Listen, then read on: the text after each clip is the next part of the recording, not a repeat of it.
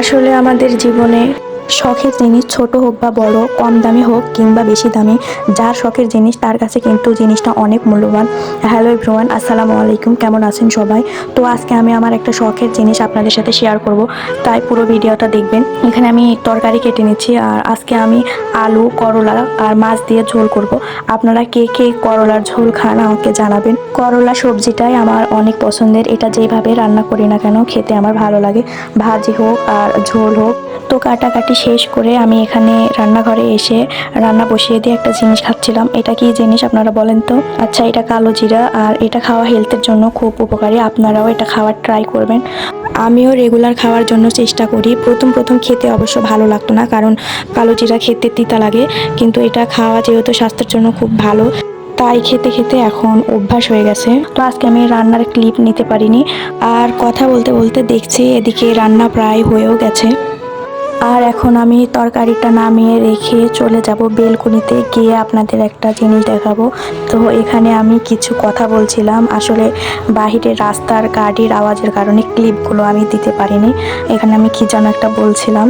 আসলে বাড়ির নিচে রাস্তা, এর জন্য রিয়েল ভয়েসের সাথে আওয়াজ আসে অনেক বেশি। আর এখন আমি আপনাদের দেখাবো আমার মুরগি। এই যে দেখেন আমার 3টা মুরগি, এগুলো আমার মা আমাকে দিয়েছে।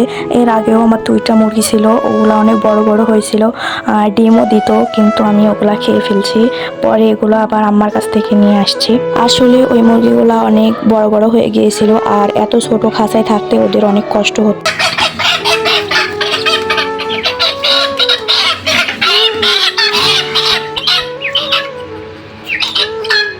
তো দেখেন ওদের ধরার পর ওরা কিরকম করছিল, ওরা মনে করছে মেবি ওদের আমি জবাই করে ফেলবো, এই জন্য এরকম করছিল। আর এখানে এদের সাথে আমি মজা করছিলাম, ওদের খেতে দেবো এই জন্য। যাই হোক, এরা থাকাতে আমার সময় কাটে ভালোই। আসলে শখ করে কোনো জিনিস নিলে সেটার প্রতি আলাদাই একটা মায়া থাকে, সেটা জামা কাপড় হোক কিংবা পশু পাখি। তো এই যে এদের আমি খেতে দিয়েছি, আর আমি এদেরকে রেগুলার ভাত, চাল, ফিড এগুলাই খেতে দিই, কারণ এগুলা তো দেশি মুরগি আর এরা ভাতই বেশি খায়, তাই এদের পুষতে অত কষ্ট হয় না, আর এক্সট্রা খরচও লাগে না। বাট জায়গাটা একটু নোংরা হয়। এই যে দেখছেন আমার বেলকুনির, এদের খাঁচার আশেপাশে জায়গাটা কীরকম হয়ে আছে, কিন্তু প্রবলেম নাই, কারণ আমার বেলকুনিতে তেমন কোনো কাজ নাই, এখানে অত আসা হয় না, এরাই থাকে। তো যাই হোক, অনেক শখ করে ছোট ছোট বাচ্চা নিয়ে আসছিলাম মায়ের কাছ থেকে, আর দেখতে দেখতে বাচ্চাগুলো খাওয়ার উপযোগী হয়ে গেছে।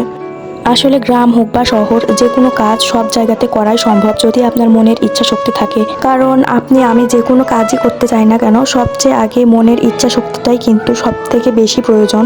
তো যাই হোক, অনেক কথাই বলে ফেলছি, আর আজকের ভিডিওটা এই পর্যন্তই। সবাই ভালো থাকবেন, সুস্থ থাকবেন, আর পরবর্তী ভিডিওতে দেখা হয়ে যাবে।